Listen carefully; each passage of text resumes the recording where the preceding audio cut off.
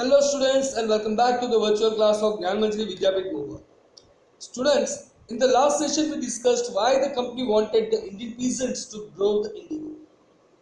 Today we are going to study the problems faced by the Indian peasants with indigo cultivation and how those resulted in a rebellion. Previous session में हमने देखा था कि धीरे धीरे करके The British wanted the Indian people only to grow the indigo for them, उसके industrial benefit के लिए। तो वो क्यों हुआ था और कैसे उन लोगों ने हमारे इंडियन पीजेंट्स को इंडिगो ग्रो करने के लिए मजबूर किया था। तो आज हम स्टडी करने वाले हैं ऐसे प्रॉब्लम्स के जो इंडियन पीजेंट्स को फेस करने पड़े थे, ऐसे प्रॉब्लम्स जिसका सामना इंडियन पीजेंट्स को करना पड़ा था इंडिगो कल्टीवेशन में, और ये भी हम समझेंगे कि कैसे ये सारा एक रेबेलियन के अंदर कन्वर्ट हो गया।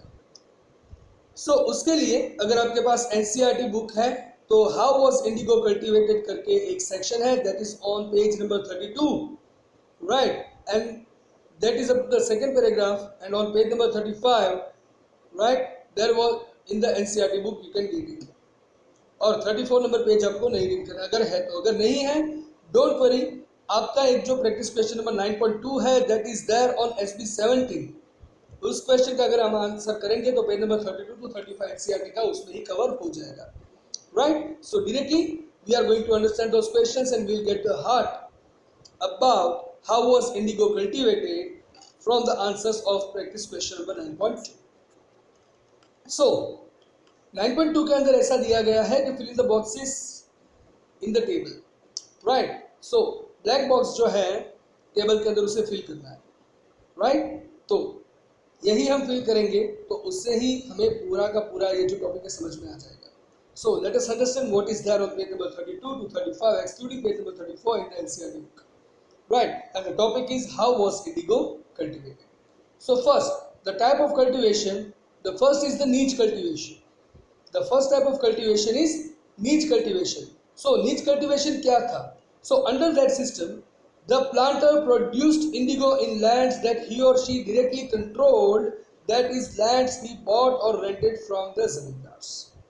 इस सिस्टम के अंदर क्या था कि जो प्लांटर था यानी कि जो पीजेंट्स थे कि जो इंडिगो को प्रोड्यूस करते थे जमीन के अंदर, राइट, कि जो डायरेक्टली वो ही कंट्रोल करते थे, वो लैंड ऐसी थी कि उन लोगों ने या तो भाड़े पे ली थी या तो परचेस की थी जमींदार से, राइट।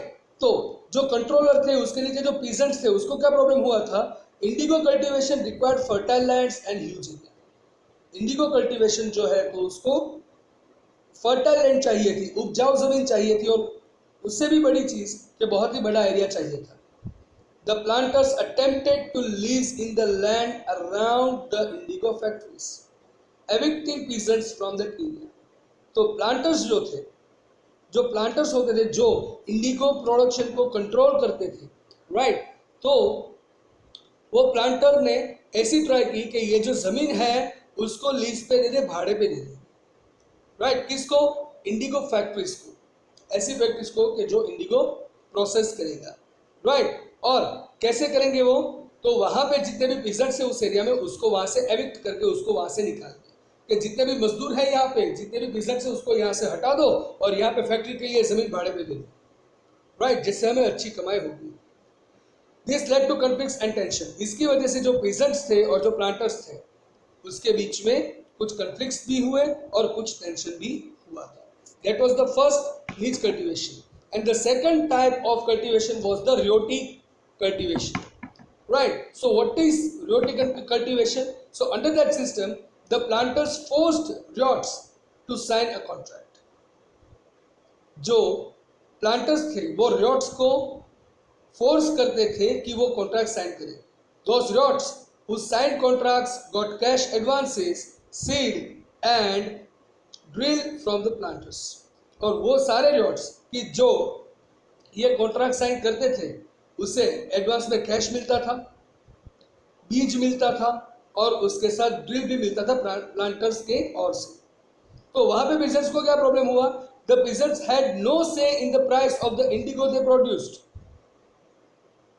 तो पीजेंट्स जो थे उसको इंडिगो प्रोड्यूस करने का कोई भी स्पेसिफिक प्राइस यानी कि अच्छा प्राइस नहीं मिल रहा था, right. They had to sell it at the price decided by the planter. उन लोगों को प्लांटर के द्वारा जो भी प्राइस डिसाइड किया जाता था उसी प्राइस पे सेल करना पड़ता था, राइट।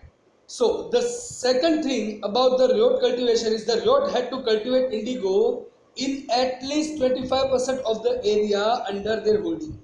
riot जो होते थे उसको अपना जितना भी एरिया है उसमें 25% एरिया में कम से कम 25% एरिया में उसको सिर्फ और सिर्फ इंडिगो ही प्लांट करना होता था। तो उसके लिए भी प्रॉब्लम हुआ बिजनेस को कि दे वर अनेबल टू पे the loans taken from the planter. हुआ क्या कि प्लांटर के पास से पहले लोन लिया था, अभी प्राइस कौन सा पे करना पड़ेगा, इंडिगो के लिए क्या प्राइस मिलेगा जो प्लांटर डिसाइड करेगा। प्लांटर कम पैसे देता था जिसकी वजह से पीजेंट्स जो थे वो प्लांटर्स को वो लोन रिपे नहीं कर पाए। And then they were forced to grow indigo in the fertile lands which were used to grow rice. तो फिर ऐसी उपजाऊ जमीन के जिसके अंदर पहले राइस उगाया जाता था वहां पे राइस की जगह पे उसको मजबूरी में ही इंडिगो प्रोडक्शन करना पड़ता था, राइट। तो ये सारे प्रॉब्लम थे कि जिसकी वजह से इंडिगो का प्रोडक्शन जो है वो बूम करना चाहते थे और उसी की वजह से ही ये जो प्रॉब्लम था वो रेबेल बन के सामने आया, राइट। सो यहाँ तक हमने जो देखा that was about how was the indigo cultivated। Indigo cultivation के लिए ब्रिटिश ने क्या किया था, राइट। सो आगे समझने के लिए सबसे पहले हम सब SB17 ओपन करेंगे, उसमें कंसेप्ट टाइम नंबर 9 जो है उसे हम रीड करेंगे और SB17 और 18 दोनों में थोड़ा थोड़ा वो पेज डिवाइडेड है तो पहले हम वो दोनों रीड करेंगे और उसके बाद हम प्रैक्टिस क्वेश्चन 10.1 जो है उसका आंसर करेंगे, right. So let us move to page number 17 on SB and let us understand the concept time 9। So students, जैसे ही मैंने सेशन के स्टार्टअप में ही बोला था that इंडिगो कल्टीवेशन जो था that was forced, that was not by choice। Force करके Indigo cultivation के लिए सबको मनाया जा रहा था और फोर्सिबली वो प्रोडक्शन करवाया जा रहा था और धीरे धीरे उसमें प्रॉब्लम्स हुए, कंफ्लिक्ट्स हुए, that became a rebellion। So now that was the first phase, that how the indigo was grown। Now we are going to the second phase of this lecture and that is causes of the indigo rebellion। indigo rebellion जो हुआ था, right, उसका main cause क्या था, main reason क्या थे। So in March 1859 the riots rebelled against the indigo planters। मार्च 1859 में जो रियोट्स थे उन लोगों ने इंडिगो प्लांटर्स जो थे उसके सामने रेबेल किया था। They refused to pay rent and grow indigo। उन लोगों ने बोला कि हम रेंट भी नहीं देंगे और इंडिगो भी ग्रो नहीं करेंगे, सीधा रियोट्स ने मना कर दिया। The causes of this rebellion are mentioned below। ऐसा क्यों हुआ, क्यों रियोट्स ने मना कर दिया कि नहीं हम इंडिगो ग्रो नहीं करेंगे और आपको रेंट भी नहीं देंगे। Why did that happen? तो उसके जो रीजन है वो हम देखेंगे। So सबसे पहले under the rioty system of indigo cultivation the riots were trapped in a cycle of loans that never ended as shown below। तो रियोटी सिस्टम के अंतर्गत इंडिगो कल्टीवेशन के लिए जो रियोटी सिस्टम थी उसमें क्या होता था कि रियोट्स जो थे वो एक ऐसे जाल में फंस गए थे और वो जाल था लोन के साइकिल का। लोन के एक ऐसे चक्रों में फंस गए थे कि जो वो कभी खत्म ही नहीं होता था, कभी वो लोन पे ही नहीं कर पाते थे, जैसे कि हमें नीचे बताया गया है। सो नीचे you can see the cartoon strip over here, right, the film strip is there. Now let us understand into that. सबसे पहले I am giving you a loan of ₹20 before harvest, right, कि मैं तुझे ₹20 का लोन देता हूँ, right. सो harvesting के बाद क्या होता था, I can only purchase your crop for ₹50। आपके पास जितना भी कल्टीवेशन है वो मैं सिर्फ ₹15 में ही खरीद पाता हूँ, राइट। सो फार्मर कहता था that it is too little, ये बहुत ही कम है, आई शुड गेट एटलीस्ट ₹30। और सही बात है, अगर ₹15 ही देगा, राइट, अगर ₹15 ही अगर कोई रियोट को देगा, राइट, तो ₹20 का तो उसको लोन देना था, तो वो लोन कैसे पे करेगा, राइट। कम से कम ₹30 मिले तो वो ₹20 प्लांटर को वापस देकर ₹10 जो थे वो अपने हिसाब के लिए रख पाए, बट हार्वेस्ट अगर 30 रुपए का होता है तो वो आधे दाम में ही परचेज करते हैं. That was the first thing. It is still continue.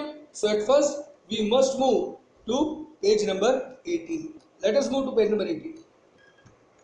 सो उसके बाद क्या होता था, तो जब भी अगर रोक ऐसा कह दे, अगर रोक ऐसा कह दे कि भाई मुझे कम से कम 30 तो मिलना ही चाहिए, तो फिर प्लांटर ये कहता था as per our agreement I can pay you whatever I decide.